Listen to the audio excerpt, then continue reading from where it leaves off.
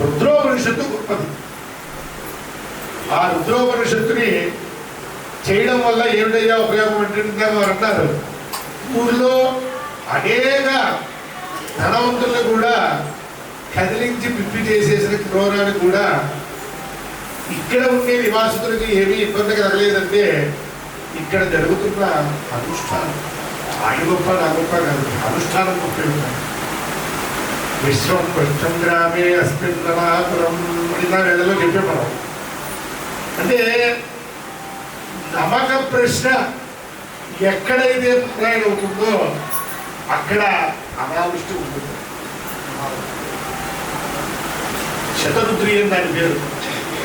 అది కనుక ఎక్కడ పారాయణ అవుతుందో గ్రామే, ఆ గ్రామం అంటే ఆ పరిసరాలు ఎక్కడా కూడా అనావృష్టి ఉంటుంది.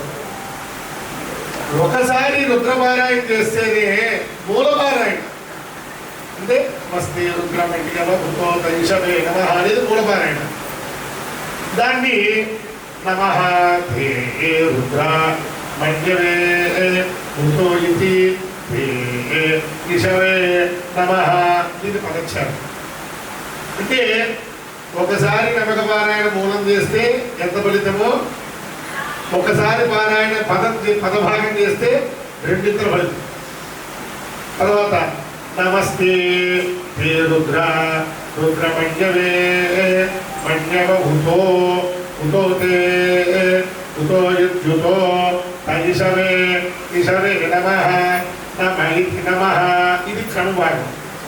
నా రుద్ర క్రమపాఠక రుద్రుడి యొక్క అనుగ్రహం లేదే క్రమాధ్యాయం చేయలేచేవాడు.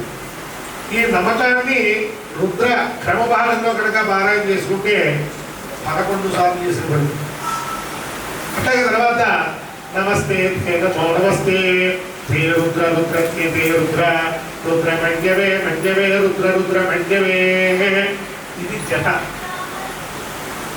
ఇది జట కనుక నమ్మక పారాయణ చేస్తే 100 సార్లు చేసిన పని.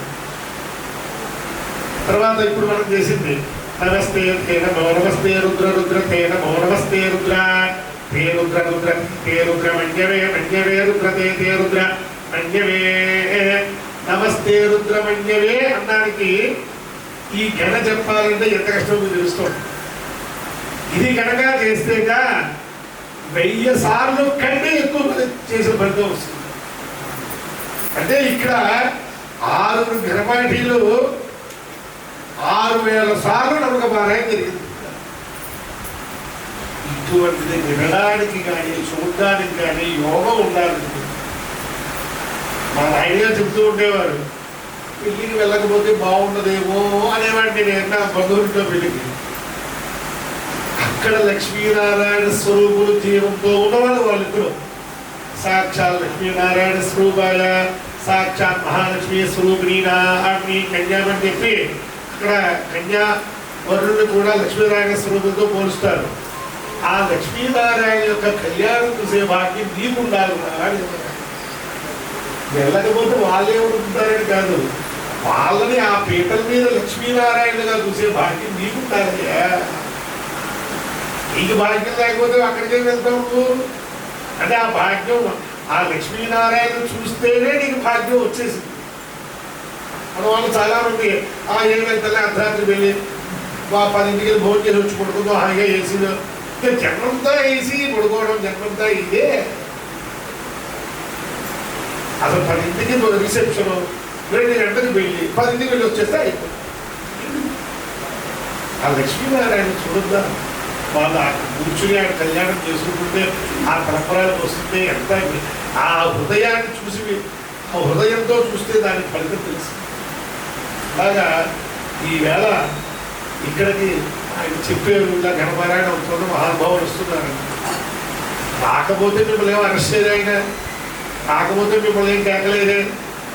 ఇక్కడికి రావడానికి కూడా మనం వచ్చేమో అంటే భగవంతుడు తొందరలో మనకు ఒక విశేషమైన ఫలాన్ని ఇవ్వబోతున్నాడు. ఆ ఫలం రావడానికి చిన్న చిన్న ఇబ్బందులు ఉంటాయి ఇక్కడే. ఆ ఇబ్బందులన్నీ నిర్వీర్యం అవడానికే ఈ వ్యాధికి వచ్చాయి. ఇదేంటి వల్ల నిర్వీర్యం అవుతాయి? వేద మంత్ర శ్రవణేనా. వేద మంత్రాన్ని శ్రవణం చేస్తేనే మన పాపాలు.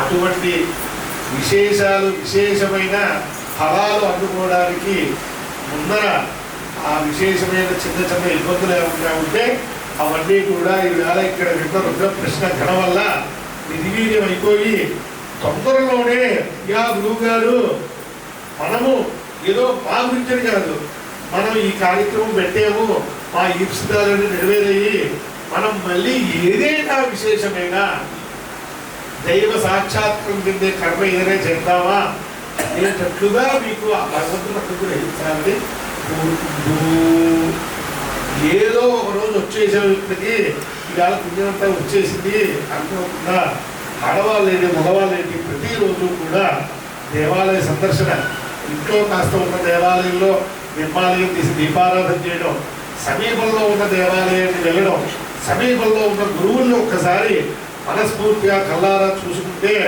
ఏదో అంటూ ఉంటాడు అత్యాసన్న వదిలికుంటే మునేర్దంత నిష్ఫలం భవేత్ అని చెప్పి, సమీపంలో ఉన్న తల్లిదండ్రులు కానీ అత్తమామలు కానీ మొగుళ్ళు కానీ పిల్లలు కానీ సమీపంలో ఉన్న దేవాలయం కానీ సమీపంలో ఉన్న గురువులు కానీ వదిలిపెట్టి నేను కాశీ వెళ్తానండి, శ్రీరంగం వెళ్తానండి అంటే